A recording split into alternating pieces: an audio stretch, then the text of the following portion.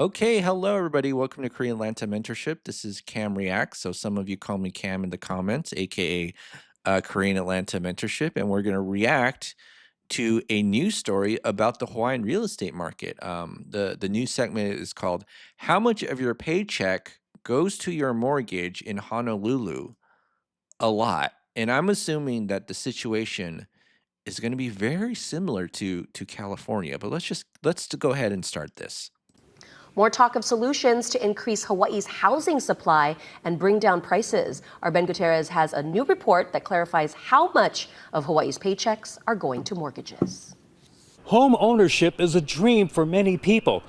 Experts and the federal government say you shouldn't be spending more than 30% of your income to buy a home.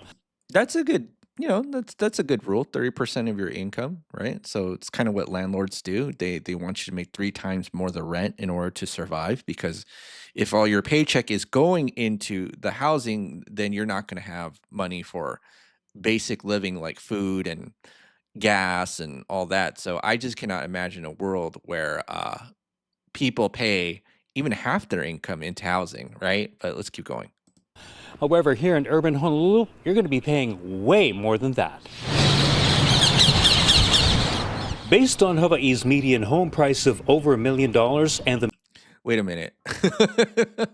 Let's go back here. Is this worth $1 million to anybody? Like, would anybody in who's watching this really pay $1 million to live in one of these things? I know it's Hawaii, but Hawaii, kind of like San Francisco, it's all right, but it's not like $1 million worth it. Just like New York City to me, like a little tiny condo wouldn't be worth $1 million, but when I see this, like, the fact that someone is willing to pay $1 million is probably just the most mind-blowing thing that I can think of. And this is a person who's mortgage free in 2 years and 9 months, but, you know, that's why it's, like, an important lesson to understand that the value of a home has nothing to do with how good it is. But let's keep going. median home price of over $1 million and the median income of $120,000, the new cost of housing index says a mortgage requires 73% of Hawaii's median paycheck. Hold on. Let's go back here. So, the median home price is $1 million, which is insane.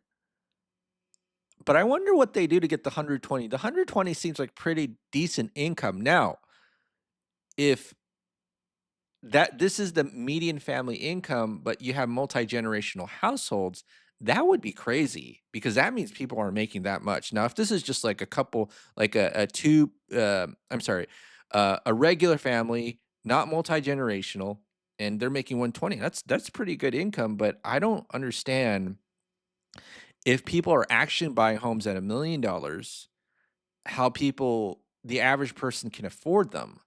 It seems like nobody in Hawaii who actually is buying a home or who lives in Hawaii can actually buy a home. Is probably someone from out of state, right? Like, does that make sense? Or how if not, like, how are they affording the home?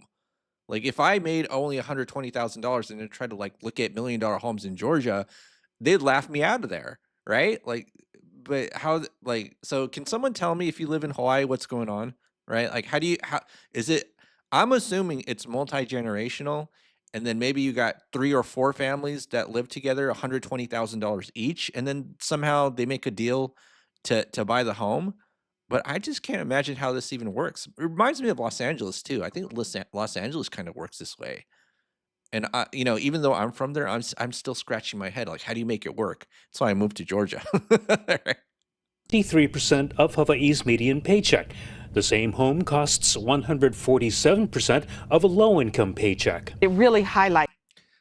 Okay, let's look at this too. So I've read news articles about how Hawaiians are fleeing Hawaii and they're going like Las Vegas. And when you look at this, it's like, this is insane. This like, how there's certain areas like, oh yeah, you're low income. It kind of sucks and you work in a factory and you wish you made a little bit more. This is like you can't even survive. Like, where are these low income people going? If housing is 140% of your 7% of your income, that literally means you go to work and you have nothing left over if you need shelter. If you're like working at McDonald's, and I think they have McDonald's in Hawaii, right? Like, I don't mean to laugh, but it's just like, how does this even work? And then you look at the national average here, yeah, low income family, 71% of the housing, but you got something left over. And then if you make decent income, at least you'll be able to survive as long as you're not an idiot with your finances. But I'm really curious, like how people like quote make it work, meaning that they're just not stressed all the time. And again, if you're from Hawaii, just leave a comment, let me know how this stuff works because I'm like really curious now.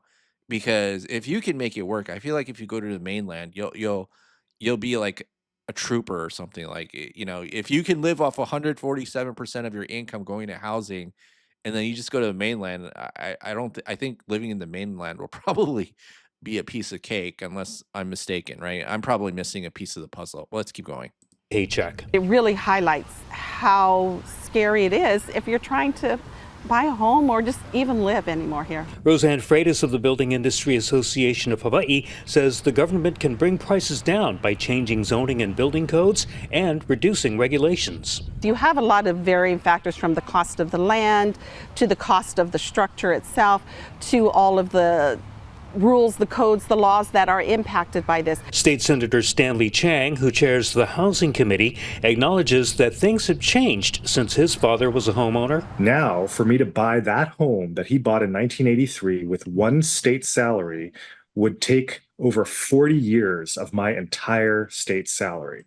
Yeah, I have the same problem as a millennial too. My father in Southern California bought a home, and he's lived in it since then. Like my parents, both my parents, they bought it for I think 280, and this was like in the early 90s. And so I just assumed naively that a home like the price of things just kind of don't change that much. And now if I were to buy that home, I don't think I'd still be able to do it. And I make a lot of money. It's weird. Like you make a lot of money, and your parents who immigrated from Korea, dad runs a liquor store, he's a pool man, or he does manual labor, has $1 million home, and then savvy millennial here who who's trying to pay off his mortgage in 2 years, 9 months will still never be able to afford that. How does that even work? Like you see how like hard work doesn't really get you anywhere, and sometimes it's just like the right place at the right time. Okay, let's keep going. Chang says the governor is set to sign bills next week that would increase the number of accessory dwelling units on properties, part of the state's efforts to increase affordable housing. I have my own multi-generational house, right? I have a rental also to help pay for mortgage. I just think it's a reality of living in Hawaii. So did you see that? She is the Honolulu Board of Realtors, and I think basically what I said is correct about the multi-generational housing. I wonder if that's true in Southern California. Like, how does anybody live in these $1 million homes that were once worth $200,000 like 20 years ago, right? I wonder what the average home price in Hawaii was 20 years ago. Was it like $200,000, $300,000? But the fact they're all $1 million homes and the fact that nobody can survive is like a complete, I don't know if mystery is the right word, but I don't get it, and I don't think she gets it either. It's like, yeah, I need, we need multi-generational homes, and I have a rental to pay for my mortgage, and I gotta go to work as a realtor. Um, yeah, when I think about Hawaii, I think about a relaxing place where I go on vacation. I don't think about being paycheck to paycheck and being freaked out that I won't be able to survive next day. Right? So let's keep going. I just think it's a reality of living in Hawaii. The Board of Realtors president says the need for several generations to live together highlights a problem that requires multiple approaches. Affordability is definitely an issue, and if we can help with inventory on the rental side as well as maybe developer incentives on the purchase side, then that'll be good for everybody. And the Hawaii Appleseed Center supports efforts to limit out-of-state buyers, which the governor has suggested. We need to stop thinking about housing as an investment and just start thinking about it as housing. So many ideas slowly coming to fruition as prices keep rising. Ben Gutierrez, Hawaii News Now. Yeah, The bar is so low. whoopsie. All right, so let me go back here. So I don't know if you ever gone on Zillow. So, this is kind of like an exercise of knowing your market. But basically, what you do is in order to know about a real estate market, it's relatively easy. You just go on Zillow, type in a place. So I typed in Honolulu, Hawaii, and I was like blown away. I was like, what? This 3 bed, 1 bath for 655,000. This 3 bed, 2 bath, 1,500 square feet for 2.4 million. 2.4 million. And then if you ever buy like in one of these condos, for example, here, $520,000. I read somewhere, and I gotta find the link, that the HOA fees can be like more than $2,000 a month, which is insane. I don't know if that's real, but that's like that makes no sense to me. Like, how is anybody affording to live, right? Like, makes absolutely no sense. Or HOA fees being more than $2,000 a month. Well, this one looks nice, not gonna lie. Now you got a pool, 2.27 million. Okay, this one's 3,000 square feet, but this one right here, this is the one, like, I need to hire this realtor. Or maybe is it true that real estate just sells itself, right? Okay, 2.4 million, 1,500 square foot. Scroll down. Ooh, at least I could afford this 1 bedroom, 165, right? This is where I would go if I were like, I don't know, minimum wage, but I don't know if they allow you to cram multiple people in that 1 bed, 1 bath condo. This one's 479,825. And actually, let's do 79,000. Might want to Airbnb that, but they probably banned that. All right, so let's just do this. I want to just do single family homes and see what the prices are of those. Oh, this is a single family home. Actually, let me look at this. Is it crap? It's probably crap. Okay. So scroll down, 2.4 million, 2.7 million, and yeah, this is just a I mean, look at this. The real estate just sells itself because you don't even have to show a picture in the listing, and then you just show a tree. It'll sell for $1 million. This is closed. You ever hear realtors who just didn't like take pictures and say, "Oh, it's gonna sell. It's gonna sell." N- That's just like the nature of this market, right? And this one with the ugly couch. Oh, geez. Now this one, I think looks a little bit nice, right? This one here,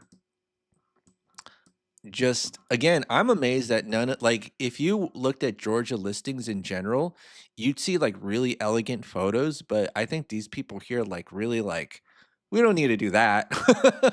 Or we just kind of put one picture, I think. I don't see if there are any other are there any other pictures? Why are there no pictures? Maybe I'm just doing this wrong, right? But I'm taking a look at this, just like all of these are just like one picture. Maybe this one I get multiple pictures. No? Or maybe I'm just an idiot.